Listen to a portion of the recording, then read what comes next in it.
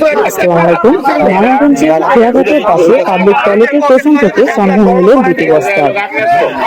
এ সময় এলাকাবাসী জানায় চালায় তাদেরকে ডেকে নিয়ে আসলাম, বস্তাটা উদ্ধার করে এখানে নিয়ে আসলাম। আসার পরে আমি ভাবলাম বস্তাগুলোতে এভাবে বাধা, ভিতরে কি না কি আছে আল্লাহ জানে, কিন্তু একটা খোলো দেখি সাহস করে বলে একটা খুললাম। খোলার পরে দেখলাম একটা কিট বক্সের মতো। বক্সটা ওপেন করতেই দেখি যে একটা পিস্তল সাদৃশ্য একটা জিনিস।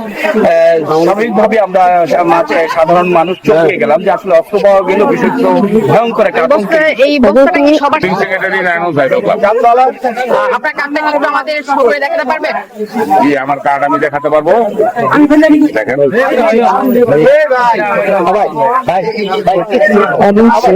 প্রশাসনকে খবর দিলে উদ্ধার কাজে আসে নারায়ণগঞ্জ জেলার 11 সিও শাহাবুদ্দিন। অনুষ্ঠানগুলো যাতে করে কোনো অপরাধী লোকের কাছে না যায়, সেই জন্যই আমরা চাচ্ছি যত তাড়াতাড়ি সম্ভব আপনাদের সকলের সহযোগিতায় আমরা সেগুলি আমাদের হেফাজত।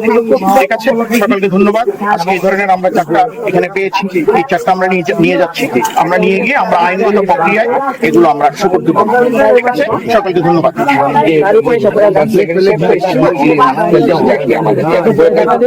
জাতীয় দৈনিক সরেজমিন বার্তা, নারায়ণগঞ্জ থেকে দোলা দেওয়া।